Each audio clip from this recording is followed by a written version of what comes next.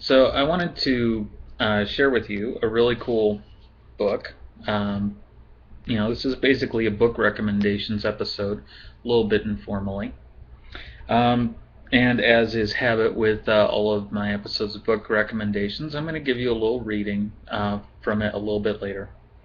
Anyway, for fans of the television series Babylon 5, uh, that if you've gotten the series on DVD, um, you'll have noticed, or if you've watched every film and television episode that they've produced in the sort of series in the genre, including Crusade, then you'll know that part of the beauty of the Babylon 5 universe uh, is that every adventure that happens, every story is kind of like trying to tell an actual history instead of, and so it borrows a lot from actual human history and tries to sort of make it into really good space opera,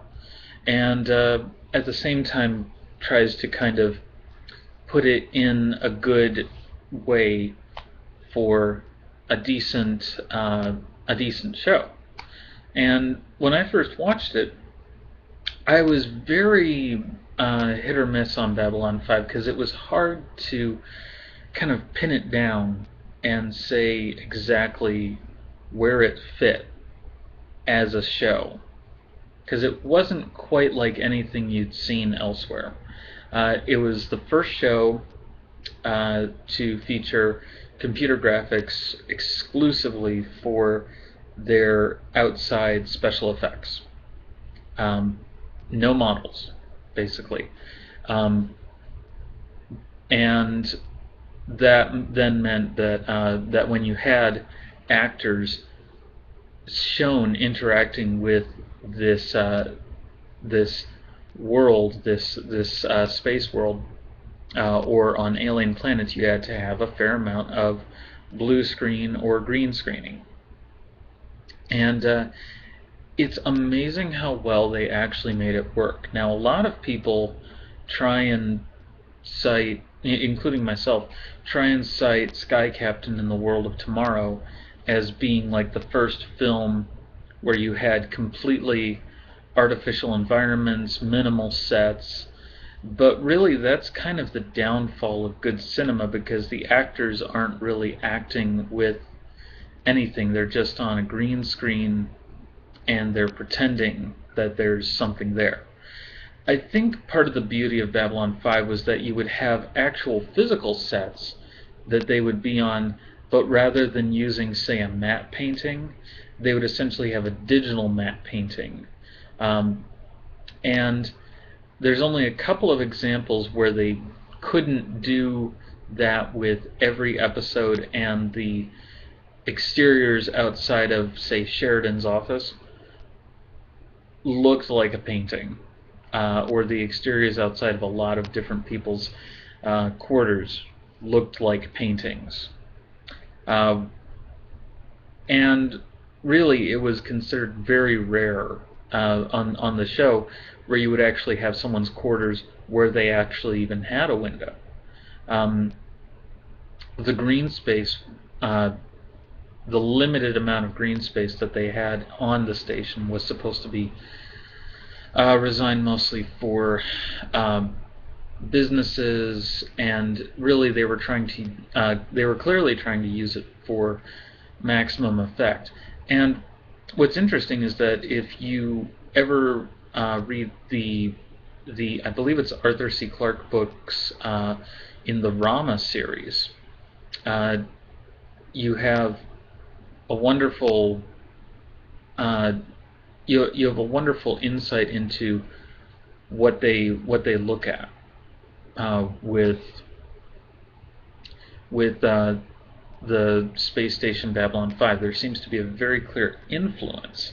Um, the Rama station in the Rama series is a large cylinder, um, and it's abandoned for no clear reason, and they don't find any bodies on board, and they figure that it was built by aliens, and they find graphics depicting the aliens, and they explore it, and it's just fascinating because it all of the scientific aspects of the of the Rama station then go clearly into sort of influencing how they decided Babylon 5 would kind of work. For instance, for the show, for the special effects exteriors of the station, they actually talked with people at NASA and figured out exactly how fast the station would need to be rotating at in order to produce Earth-like gravity artificially. And it was also very interesting that they would have and the idea of moving sections of the station at a faster rotation to create a faster artificial gravity. And they even used that same rotation method for sections of star cruisers and battleships that they and destroyers that they had for the Earth Alliance ships. So I thought that was really cool. And so far this is me just praising Babylon 5 as a show. Well, you have to if you're going to then talk about the Babylon 5 novels, which came after the series had come to a close basically, and continued the story of the Babylon 5 universe for stuff that was already kind of established and further carried on stuff. And they point out that since J. Michael Straczynski had hit the whole arc of all of the characters kind of outlined, that it made sense to kind of credit that for the creation of the novel, so that the authors were just filling things in. So it actually says on the cover of the first novel of kind of the of one of the expansion series, Legions of Fire, that it was based on an original outline by J. Michael Straczynski, and this was published by Del Rey Books. And I picked it up at a used bookstore, so it's no big deal. But this one basically talks about it's called The Long Night of Centauri Prime, and it talks about Londo Mollari's initial years dealing with the Drakh as the next species, the heirs apparent to the Shadows, who are basically a kind of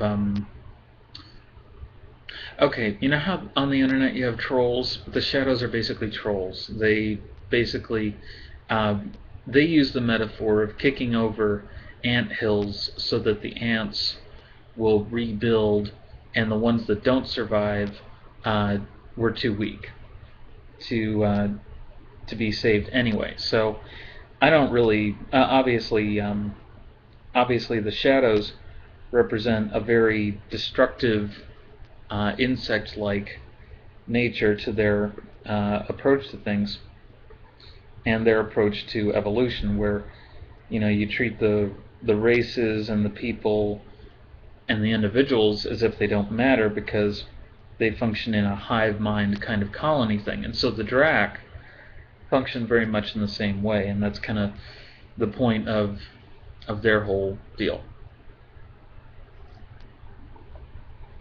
Anyway, so I'm just going to read the foreword, and it's not very long, so hopefully you'll really enjoy it.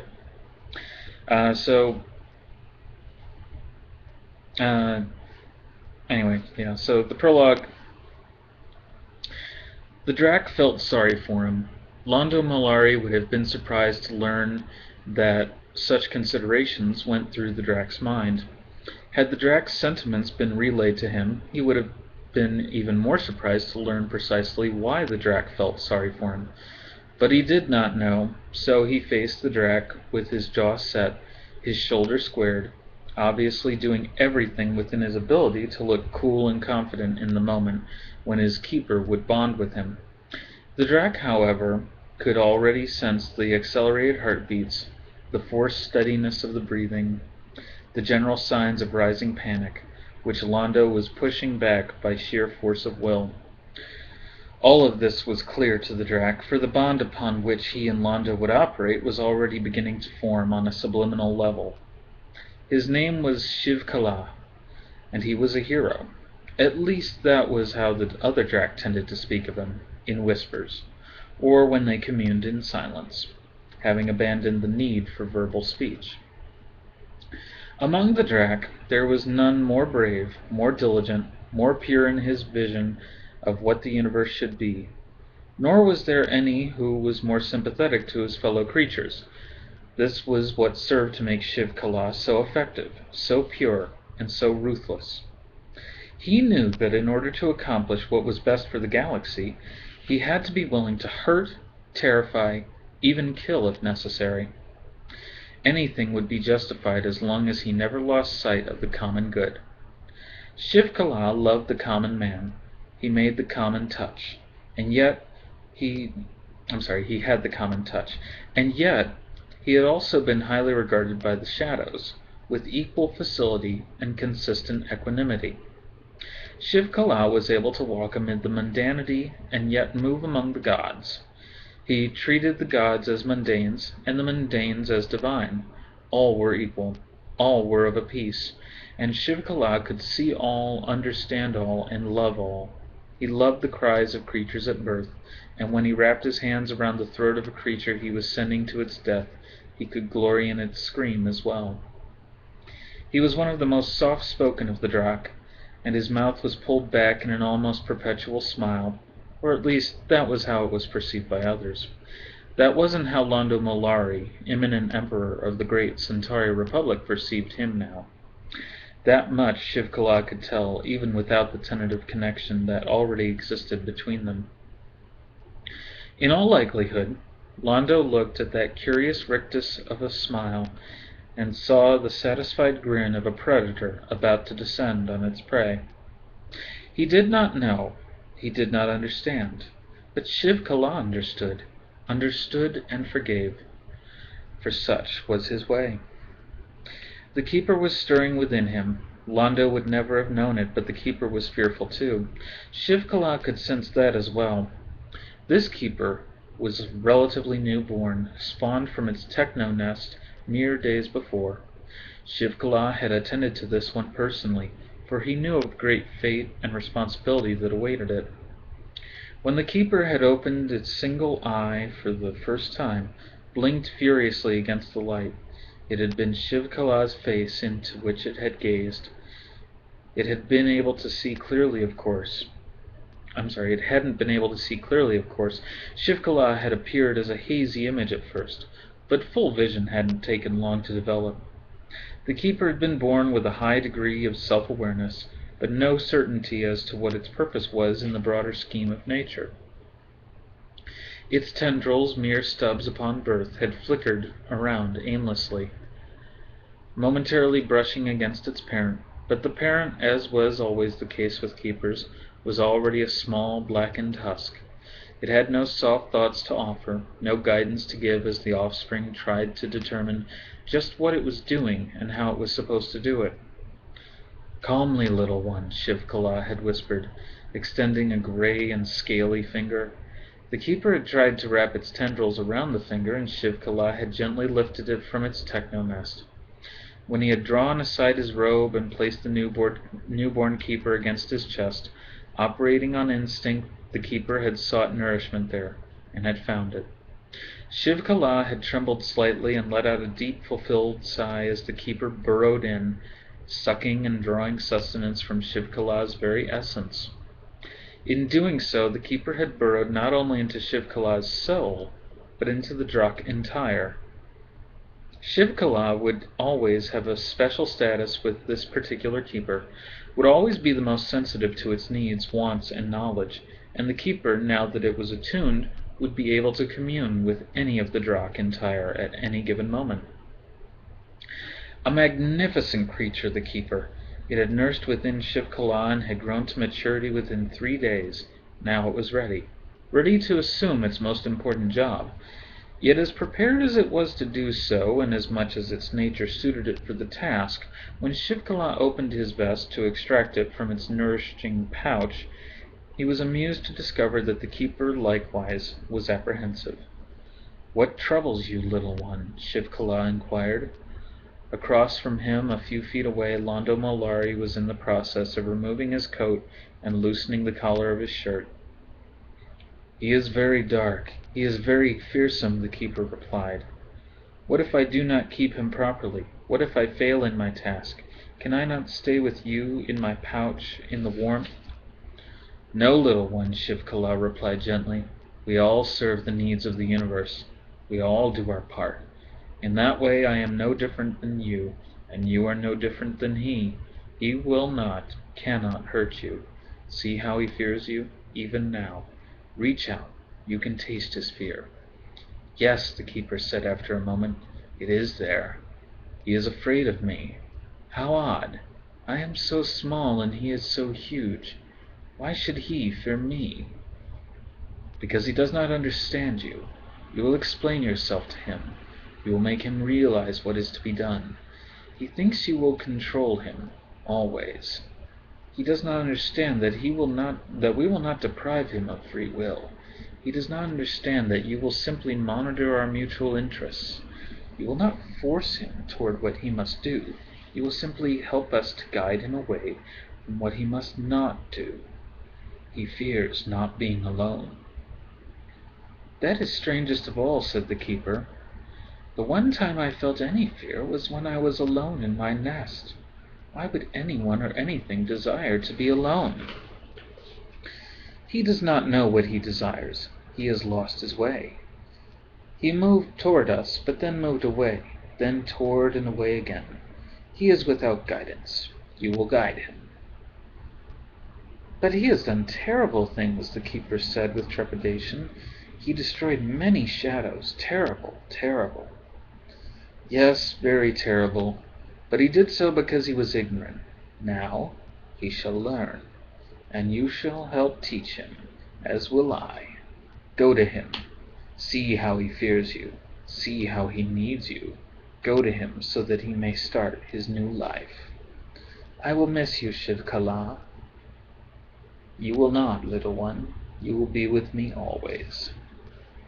With that parting sentiment, Shiv-Kala removed the Keeper from its nourishment pouch. Its tendrils had grown marvelously during its sustenance period, and were now long and elegant. Moving with the grace that was customary for its species, the Keeper glided across the floor and wrapped itself around Londo's legs. Shiv-Kala could sense the tentativeness of the Keeper. More, the Keeper could sense the rising terror in Londo. Sense it, but not see it. Londo's face was a mask of unreadability, his brow furrowed, his eyes. There was fury in his eyes. They bore into Shiv-Kala, and had they been whips they would have flayed the skin from his body. Shiv-Kala decided that it was an improvement over fear. Fear was a relatively useless emotion. Anger, fury, these could be harnessed and directed against an enemy and be of great use to the Drakh. Furthermore, such emotions were far more alluring to the Keeper, and would make it much more comfortable with its new host. Above all, Shiv-Kala wanted to make certain that host and Keeper blended smoothly, for they were a team. Yes, that was what Londo did not yet grasp. They were a team. Although the creature was called a Keeper, implying a master-slave relationship, the reality of their binding went much deeper than that. It was almost spiritual in its way. Yes, spiritual. Others, including Londo's predecessor, had not understood that. He had not had enough time, or had simply been too limited in his perspectives. But Londo possessed a much broader view, had much greater vision. Hopefully he would comprehend and even come to appreciate what he was undergoing. Londo's back stiffened as the keeper crept up toward his neck. He had potential. Shiv Kala was certain of that. Perhaps the most potential any associate of the Shadows had ever shown. Perhaps even more than Morden had offered. Morden, in carrying out orders, while he had been capable of actualizing the dreams of others, he had been noticeably limited. Morden had glowed brightly, but only because he had been basking in the dark light generated by the desires of Londo Mollari. Now Londo himself was in thrall to the Drakh, serving in turn the great philosophies and destinies of the Shadows, and that opened an array of new possibilities and opportunities. What was most important was the dreamer himself, and Londo was such a dreamer. Yes, it promised to be most exciting indeed. Shiv Kala only wished that Mollari was capable of sharing in that excitement. The keeper dug into Londo's shoulder, and Shiv Kala sensed the bonding. He smiled once more, reveling in the joy of the moment. Londo's emotions were a snarl of conflicts, fear and anger crashing into one another like waves against a reef, and he shuddered at the feel of the keeper's tendrils as they pierced his bare skin. That was all right, though. He would adjust. He would learn. He would see that it was for the best, or he would die. Those are the options, the only options that were open to him, and Shiv Kala could only hope that he would choose wisely. As for the keeper, Shiv Kala was pleased to sense that the creature was calming. Its initial trepidation was dissipating, as the Drakh had suspected it would. Furthermore, Londo's thoughts were coming into clearer focus. The blinders and shields falling away, Londo stiffened slightly as Shiv Kala eased himself into the Centauri's mind, the way that he would ease his foot into a comfortable shoe. Within seconds he inspected the nooks and crannies, studied Londo's deepest fears, viewed his sexual fantasies with morbid interest, and came to a deeper and fuller understanding of Londo's psyche than Londo himself had been able to achieve in years. Londo didn't know how much the Drakh had already discerned. His mind was still reeling and disoriented, and with a gentle push the Drakh steadied him, helped him realign his focus. Deciding that he would ease Londo into casual telepathy, he said out loud, "You will be all right." He spoke with his customary low, gravelly whisper, which forced people to listen closely. It was an amusing display of his power, albeit a minor one. "No," Londo said, after a moment's consideration. "I will never be all right again." Shiv Kala said nothing. There was no point in trying to force a realignment of Londo's state of mind. Sooner or later he would learn and understand, and if it was later rather than sooner, well, that was fine.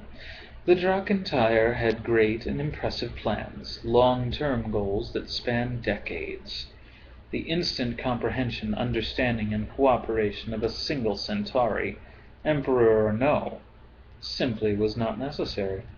They could wait. So Shiv Kala just inclined his head slightly, acknowledging Londo's remark.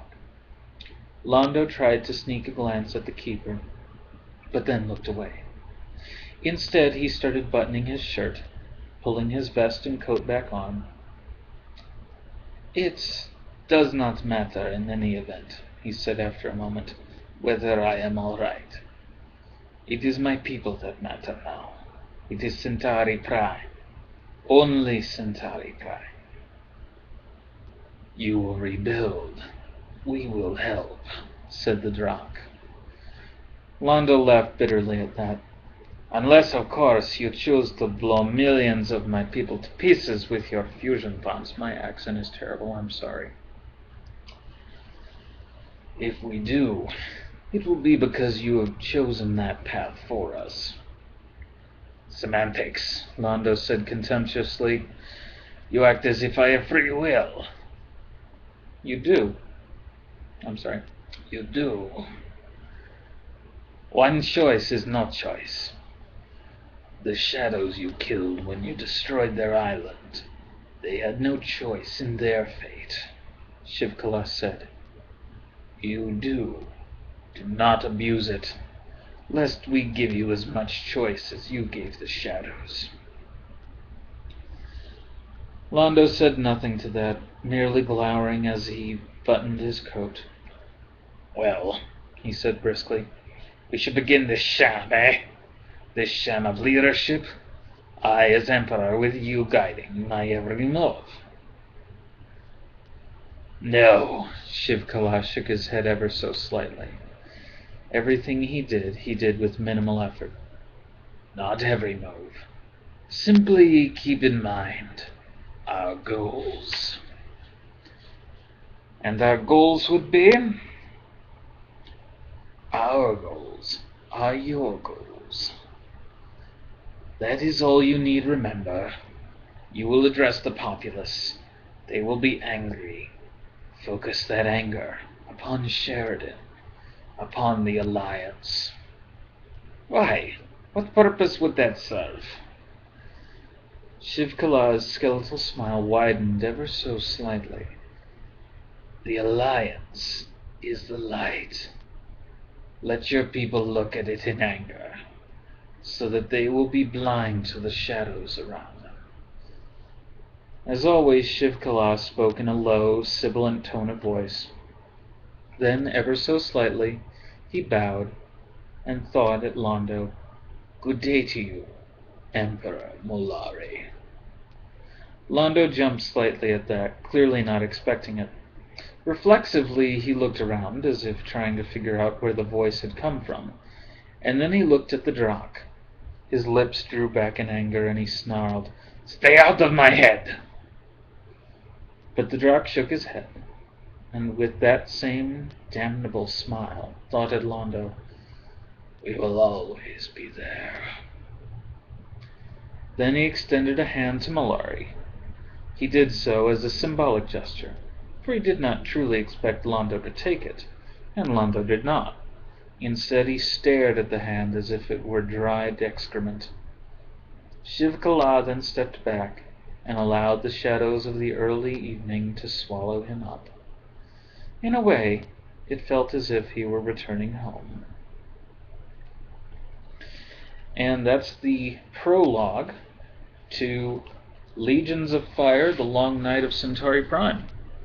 Pretty exciting, bracing stuff, full of all the different motivations that lead each side in a conflict and a struggle. It would be very interesting for me, personally, to find out what else happens.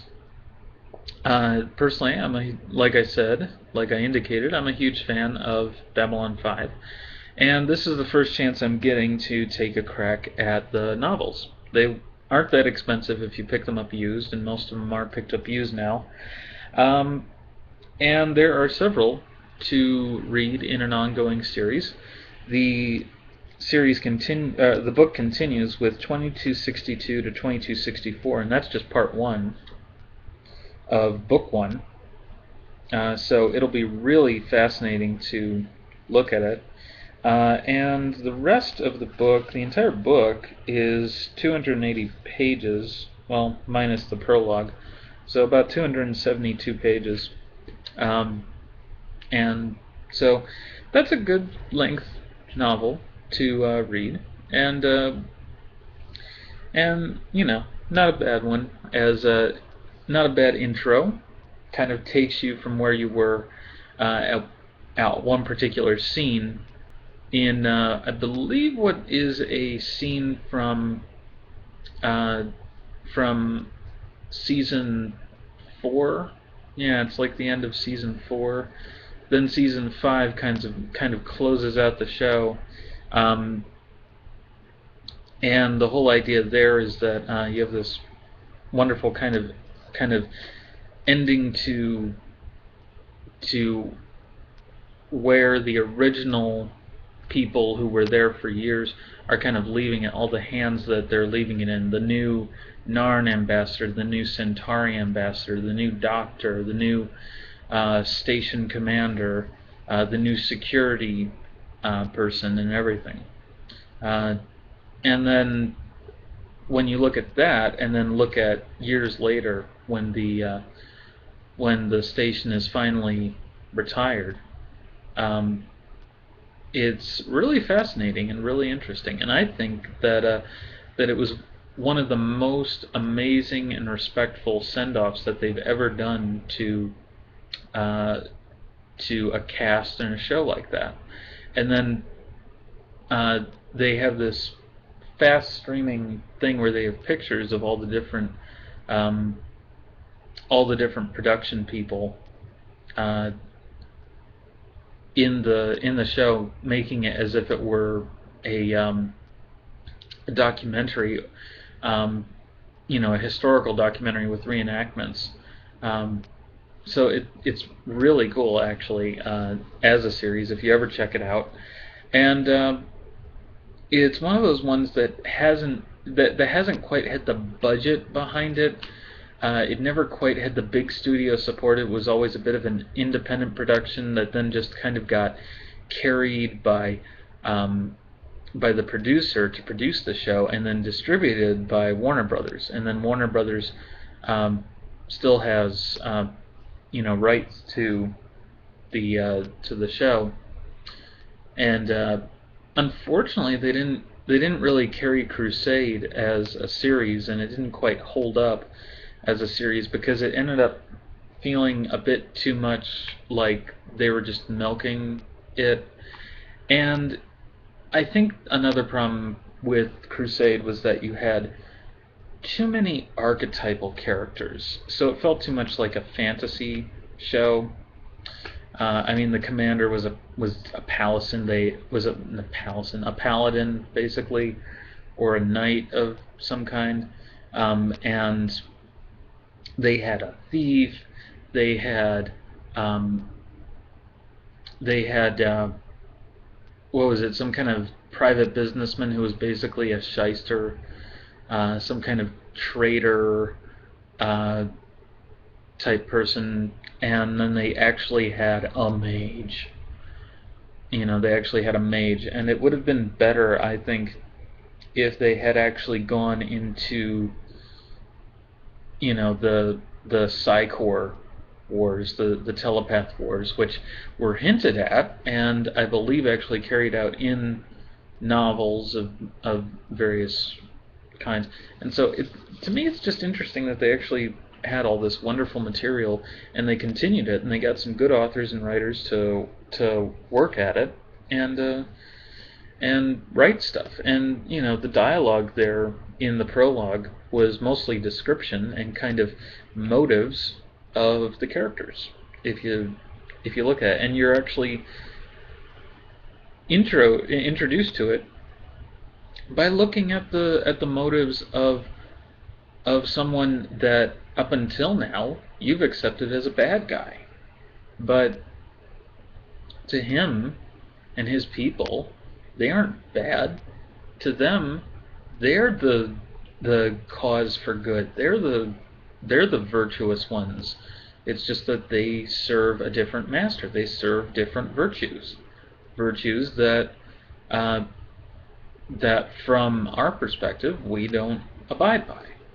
So, it's worth looking at, and it says something very, very important about kind of the ambivalence of good when you have different cultures, and how the different approaches that we take are based on policy, procedure, and protocol as defined kind of by each culture. So there's a heavy amount of philosophy to the show as well, but they don't beat you over the head with it quite as much as in, say, Star Wars or a lot of other sci-fi shows that try to get too heavy. The Matrix is a perfect example where it where they have whole sections where they get really philosophical. The Merovingian and the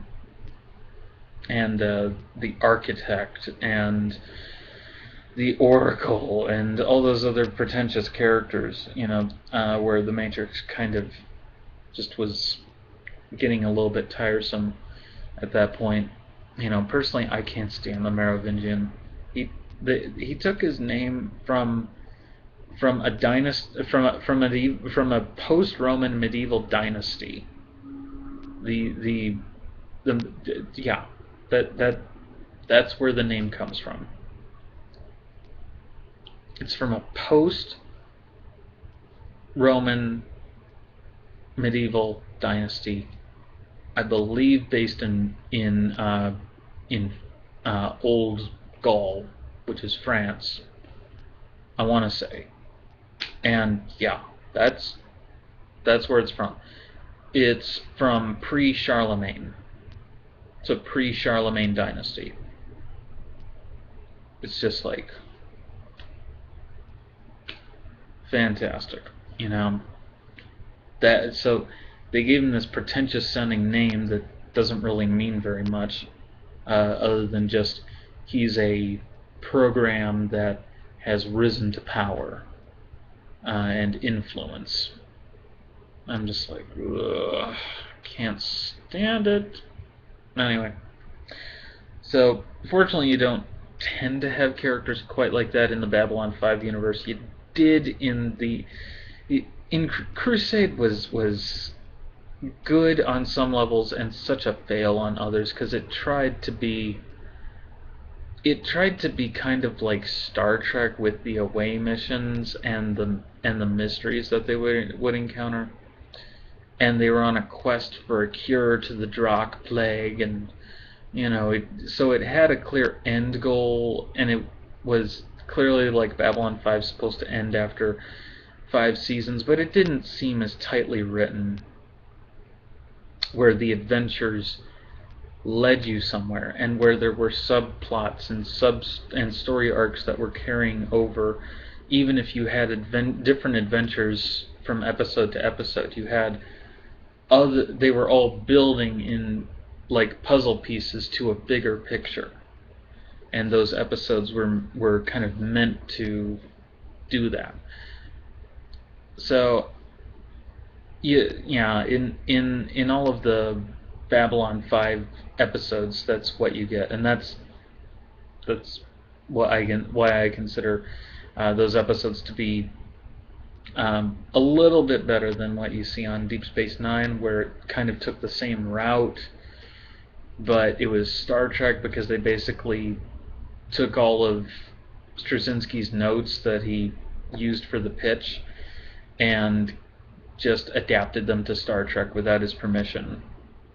And that's actually kind of that's actually been documented, and there was some serious stress between the two shows because of that. And really, as much as I love Deep Space Nine, it didn't come into its own until Avery Brooks grew his beard back and shaved his head again. They wanted him to have a more genteel, fatherly look and be more approachable, instead of having his Avery Brooks style. I mean, the guy has style.